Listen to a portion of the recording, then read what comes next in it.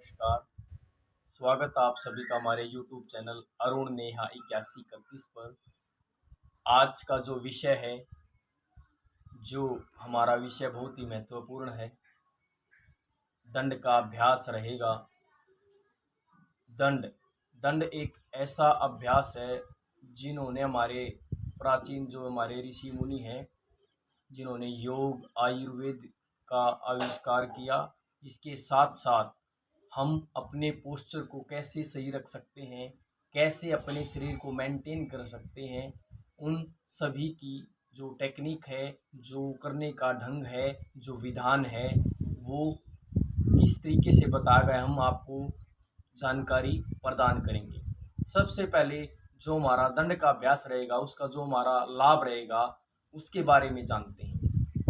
दंड का अभ्यास एक ऐसा शक्तिशाली अभ्यास है जिनको हम 18 प्लस की एज से लेके इसको 40-50 वर्ष तक इसको हम कर सकते हैं, क्योंकि एक ऐसा अभ्यास है जिससे हमारे हाथ पैर, हमारे शोल्डर, हमारा पेट, हमारी पिंडलियाँ, हमारे घुटने, हमारे पैर मजबूत बने रहते हैं, जिससे हमारा ब्लड सर्कुलेशन है वो अच्छा बना रहता है।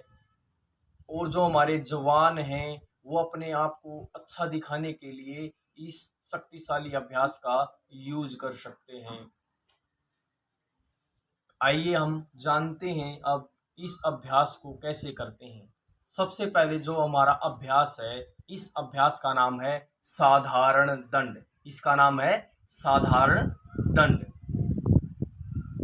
साधारण दंड कैसे करते हैं आइए जानते हैं। सबसे पहले हम इस पोस्चर में आ जाएंगे। इसका नाम है पर्वत आसन। इसका नाम है पर्वत आसन।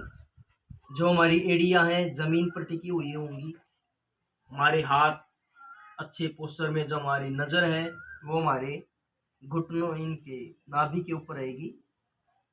उसके बाद दूसरा इसमें जो हमारा पोस्चर रहेगा वो है चतुरंगन दंड, ऐसे रहेगा। जो तीसरा पोस्चर रहेगा वो हमारा रहेगा भुजंग आसन। श्वास भर लिया यहाँ पे और बाहर जाके पर्वतासन में खाली कर दिया।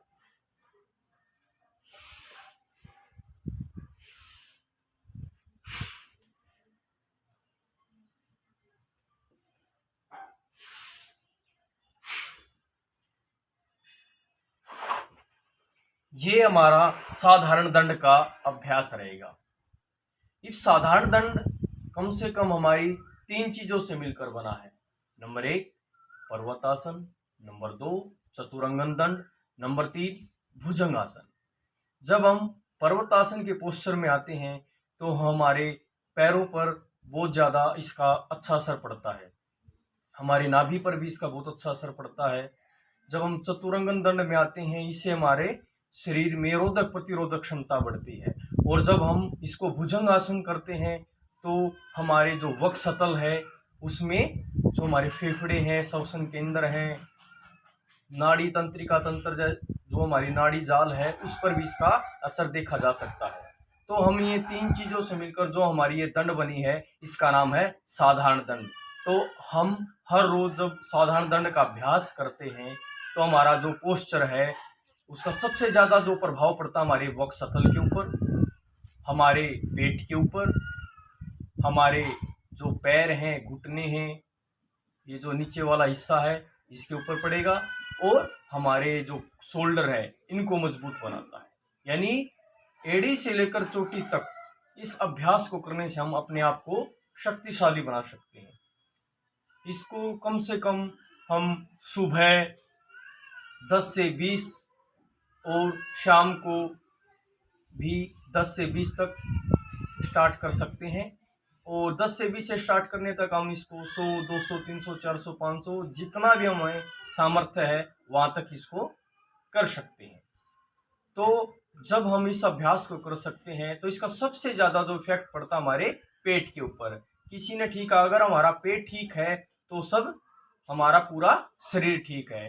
तो जब हमारा इसका पेट पर हमारा जो असर पड़ेगा, जो हमारा लीवर है, हमारे अग्नाशय है, पित्ताशय है, जठराग्नि है, हमारा जो पाचन तंत्र संबंधी जो भी अंग पाचन तंत्र के लिए कार्य करते हैं उन सभी को दुरुस्त करता है। भूख अच्छी लगती है, खाना जल्दी डाइजेस्ट होता है। ठीक है, तो इस प्रकार हम इस अभ्यास को पूर्ण तरीके से कर सकते हैं। एक बार इस अभ्यास को एक बार हम फिर दोबारा कैसे करते हैं देखिए, आए जानते हैं। तो हम सबसे पहले हम पर्वतासन की स्थिति में आएंगे। ये हमारा पर्वतासन रहेगा।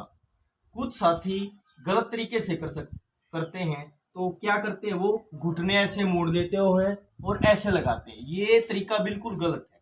देखो, जो हमारा साधारण दंड का अभ्यास है, हमारी जो एड़ी है, ये जो एड़ी है, ये जो बिल्कुल हमारे जमीन पर टिक जानी चाहिए। ठीक है, उसके बाद चतुरंगन दंड में आएंगे ऐसे। उसके बाद भुजंगासन की स्थिति में आएंगे और पर्वतासन में जाके श्वास को खाली कर देंगे।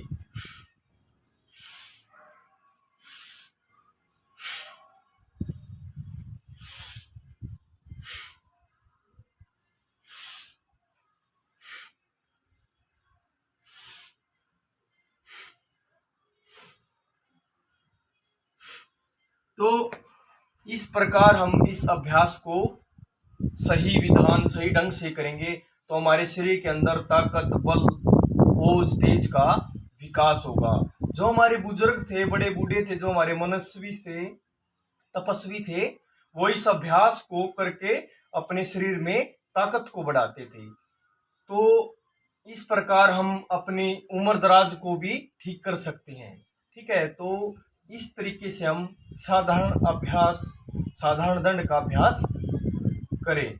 ठीक है, जो हमारे 18 प्लस के युवा हैं, 18 साल से ऊपर वो इस अभ्यास को जरूर करें, अवश्य करें। और अभ्यास के साथ साथ हमारी जो अच्छी डाइट है, जो हमारा खान पान है, ठीक है, उसको भी अच्छी तरह रखें। और हमारे जो व्यायाम है उनको भी अच्छे तरीके से करें। और इसके साथ साथ नींद, जो हमारी निद्रा है, उसको भी अच्छे तरीके से करें। तो हमारा निश्चय हमारा शरीर भी ठीक होगा। आहार, निद्रा और व्यायाम, ये तीनों स्तंभ हमारे शरीर का आधार है। इसलिए हमारा आहार भी अच्छा हो, हमारी नींद भी अच्छी हो, हमारा व्यायाम भी सुचारू और सही तरीके से किया गया व्यायाम ही हमें शरीर को स्वस्थ रखता है। तो ऐसी वीडियो को देखने के लिए, ऐसी जानकारी लेने के लिए आप हमारे चैनल को सब्सक्राइब कर सकते हैं, वीडियो को लाइक कर सकते हैं, कमेंट कर सकते हैं, शेयर कर सकते हैं। सभी को नमस्कार, आपका दिन मंगलमय हो। जय श्री राम।